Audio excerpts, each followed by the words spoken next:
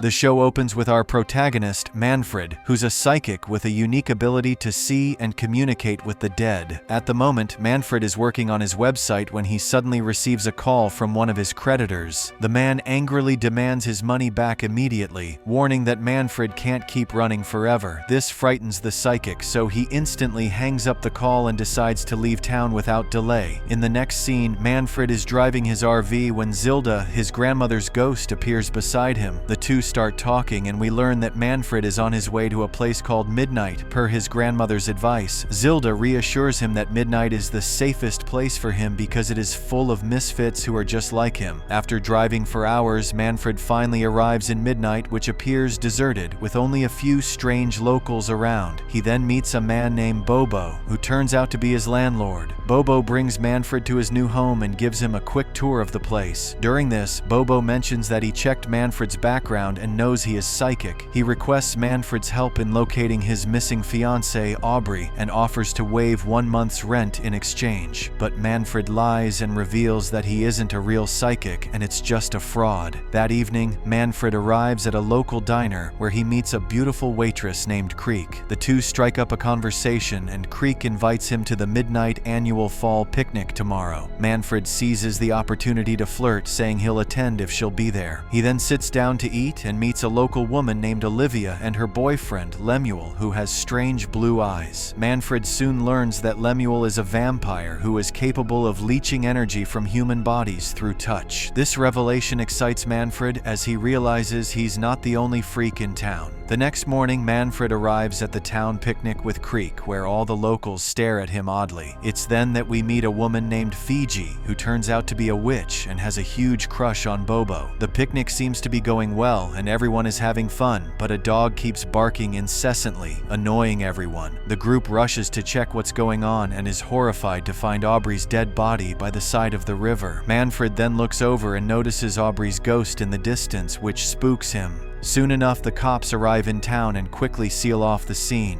We then learn that there is no police station in Midnight and the officers are from a nearby town. The sheriff tells everyone at the picnic not to leave town as they're all witnesses to the murder. He then takes Bobo's statement, who is shocked and distraught by what has happened. Tearfully, Bobo admits they had a fight and he kicked her out, but he swears that he had nothing to do with her death. That night, Manfred returns home, only to be spooked again by Aubrey's ghost. He angrily asks her why she's haunting him, and she suddenly writes "help" in the condensation on the window. When Manfred sees this, he agrees to help, but only on his terms and with precautions in place. Elsewhere, Bobo is seen grieving for his fiancée when Fiji arrives and offers him some comfort. Just then, the sheriff shows up and informs Bobo that they've received the autopsy report for Aubrey. It turns out she was shot in the stomach, but her actual cause of death was drowning. The sheriff also reveals a shocking detail. Aubrey was married to a man named Peter Lowry 5 years ago. Peter is a member of a group called the Lucifer Gang and has been in jail for the past 3 years, though he's just been released. This devastates Bobo even further, and the sheriff warns him to call him if Peter shows up here. Elsewhere, Manfred proceeds to perform a ritual in his house and takes out an Ouija board to communicate with Aubrey. Soon enough, her ghost appears and spells out the word pecados. Before Manfred can figure out what it means, the house suddenly becomes infested with several other ghosts, likely in need of help. There are so many of them that he can't get rid of them with his usual methods. The floorboards begin to rattle violently, and Manfred has no choice but to leave the room and seal it. The next day, the cops go around town questioning everyone, including Manfred. He then meets an officer named Tina and tells her about how Aubrey's ghost visited him the previous night. He asks if the word pecados means anything to her, to which Tina reveals that it's the name of a water bank in Midnight. With this new information, the team immediately heads to the pecados, and after some searching, they indeed find a gun in there. This astounds them, though they also begin to doubt whether Manfred has anything to do with the case. That evening, Manfred is in his RV when Creek suddenly shows up to meet him. He invites her inside, and the two begin chatting and flirting with each other. One thing leads to another, and the two are almost about to kiss when they are suddenly interrupted by noises outside. It turns turns out the police have arrived to arrest Bobo for Aubrey's murder, as the gun they found belonged to him. Upon seeing this, the whole town comes to Bobo's defense, surrounding the police car. The unfazed cops order the people of Midnight to clear the way. However, the group refuses, and Fiji becomes so furious that she uses her power to crumple the police vehicle. But before she can cause any damage, the others manage to calm her down, and even Manfred offers to help prove Bobo's innocence. After she finally relents, the cops drive away with Bobo, leaving Fiji distraught and crying. Later, when Manfred returns home, he sees the entire house glowing from within, with ghostly figures walking everywhere. This spooks the psychic, and he immediately runs away from there. Elsewhere, we see Lemuel, Olivia, Fiji, and other locals discussing how they can help prove Bobo's innocence.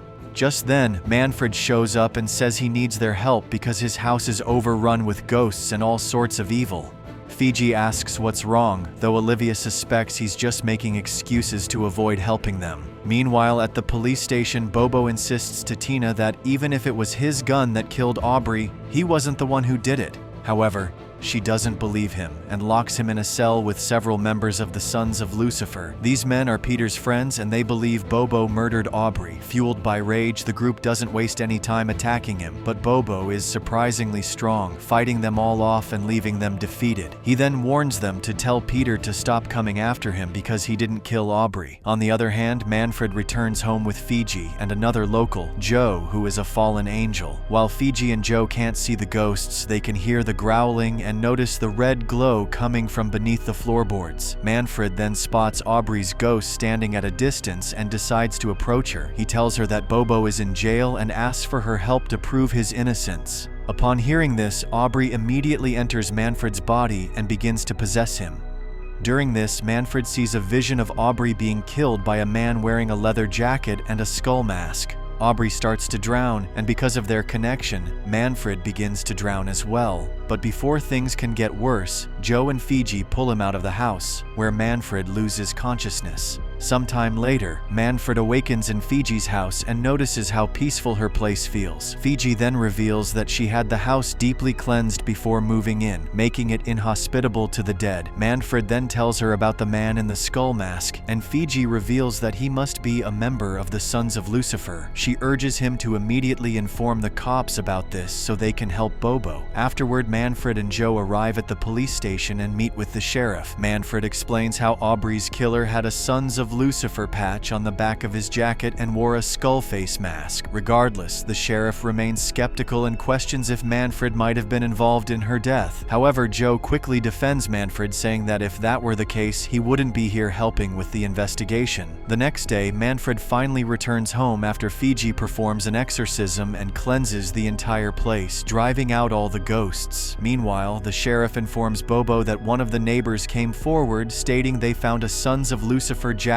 downstream from where Aubrey's body was discovered. This is enough evidence to clear Bobo for now, proving he wasn't involved in his fiance's death. The sheriff apologizes to Bobo and tells him to call if he comes across Peter, who is a prime suspect. After Bobo leaves, the sheriff also exits the station and gets into his car. Unfortunately, as soon as he starts the vehicle, it explodes and tragically ends his life. In the distance, members of the Sons of Lucifer watch with amusement, saying that this is what the sheriff deserves for releasing Bobo. Elsewhere, Bobo arrives at Manfred's place with a housewarming gift and thanks him for all his help. Manfred then tells Bobo that Aubrey wanted to tell him the truth, and despite everything, her feelings for him were real. A distraught Bobo thanks Manfred for sharing this with him, but he claims that the woman he loved didn't exist. As Bobo leaves, Creek arrives to meet Manfred and the two begin flirting. Things quickly escalate and they end up kissing and making love. Once they're done, Creek hurriedly gets dressed and leaves, not wanting her strict father to find out about their relationship. Manfred feels a bit disappointed,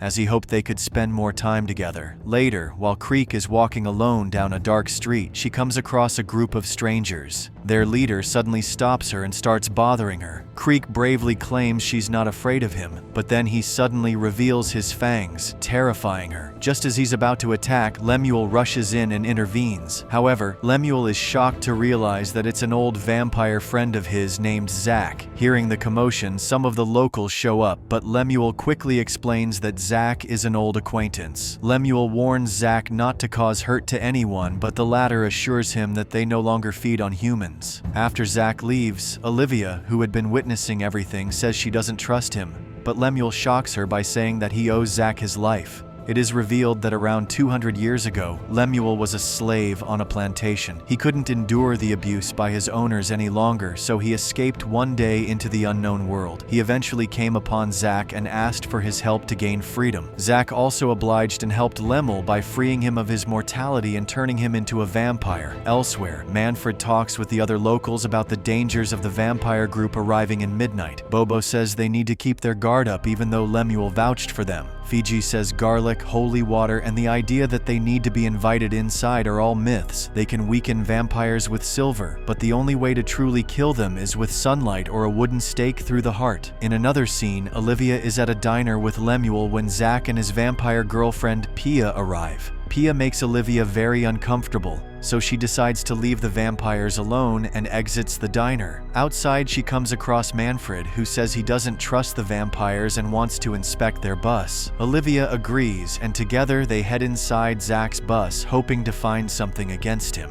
Manfred doesn't sense any ghosts there, but when he opens the back door, they find a woman alive and hooked up to blood bags. Shocked, the duo tries to help her, but the woman insists she wasn't forced and is willingly giving her blood. At the diner, Pia is dragging Lemuel onto the dance floor when suddenly Manfred and Olivia arrive. They confront the group and reveal how Zach has been keeping a girl in the back of the bus and draining her blood. An angry Pia accuses Olivia of snooping, but Zach calmly reassures her it's okay. He then explains that the woman, Tiffany, is a groupie who willingly volunteered for this. These vampires can't drain energy like Lemuel. They need blood to survive, and they've found this to be the most humane way of doing it. Upon hearing this, Olivia and Manfred are left speechless, realizing they can't intervene since Tiffany is a willing participant. Later, Manfred speaks with Zilda, who warns him that all vampires are killers. While Lemuel may be the exception, she urges him to be cautious, as this new group is dangerous. Meanwhile, Bobo rushes to Fiji's house where she's studying her books on vampires. He seems worried and gives her a crossbow for protection. On the other hand, Creek is busy preparing wooden stakes out of concern for their safety. Later, Manfred heads to a hardware store to buy some tools. Suddenly, the lights go out, plunging the store into darkness.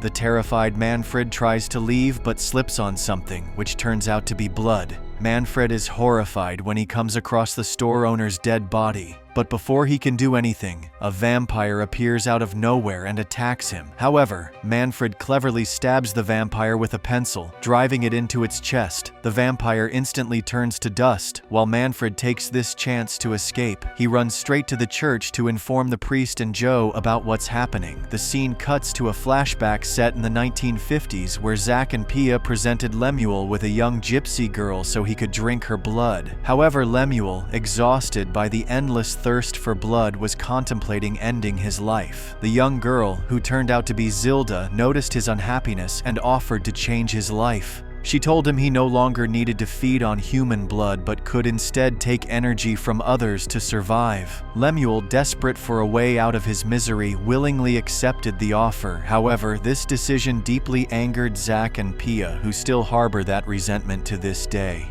In the present, Lemuel reveals to Zach that Midnight is his home and these people are his family. He asks Zach and his group to leave so they don't cause any more trouble in the town. Zach agrees and offers Lemuel one last drink of blood as a toast to their friendship. Lemuel takes the drink while Zach doesn't, and soon a giant smirk appears on his face. Moments later, Lemuel unexpectedly collapses to the ground and realizes the drink had silver in it. Upon seeing this, Olivia is horrified and tries to intervene, but she is stopped by Pia. In a swift motion, Olivia kills Pia with her wooden heel before running away from the diner. This angers Zach, who orders his gang to go out and kill all the townspeople. In another scene, Manfred arrives at Creek's place and informs her family about the vampires. He then brings all of them to his home, where vampires can't get in due to Fiji's protective magic. Meanwhile, at Fiji's house, she tells Bobo that she has a quartz that can emit UV light similar to sunlight. Just then, Olivia rushes in, frantically revealing that Lemuel has been poisoned and is completely defenseless until the silver leaves his body. Fiji explains the quartz she has, so Olivia decides to go to a local pawn shop to retrieve a bigger UV light. However, the journey proves to be difficult as the streets are overrun by zombies. Vampires are killing everyone, and Olivia fights them off despite her injuries. Meanwhile, Manfred watches all of this from the window and realizes he can't just stay idle. He thus grabs a wooden box and heads to the street, where he is surrounded by zombies. Manfred claims that Zilda was his grandma and that he can offer Zack the same power that was bestowed onto Lemuel. Upon hearing this, an excited Zack also arrives and takes the box from Manfred's hand, but the box turns out to be empty, which disappoints him. Enraged, he and his group then try to attack Manfred for tricking them, but before they could get any closer, Joe suddenly arrives and shines down a sunrise crystal from above. This burns the whole vampire group to ashes, leaving only Manfred standing on the street. At the same time, Olivia bursts into the room where Lemuel is chained. She tries to break the chains but fails, and Lemuel is too weak to help himself. With no other choice, she smashes the window, slits her wrist, and urges Lemuel to drink her blood. The vampire reluctantly agrees, and his strength quickly returns. This finally allows him to break free from the chains and escape just as the sun begins to rise in the sky. In the aftermath, Manfred approaches Joe and asks how he managed to summon the light that destroyed the vampires, but Joe doesn't explain and simply thanks Manfred for risking his life to protect the town. Not far away, a woman is walking down the street when she asks for a ride and gets into a random truck. As soon as she closes the door, the driver immediately attacks her, revealing himself to be a vampire who made it out alive. Subscribe and leave 1,000 likes or 100 comments if you want us to continue with the next part.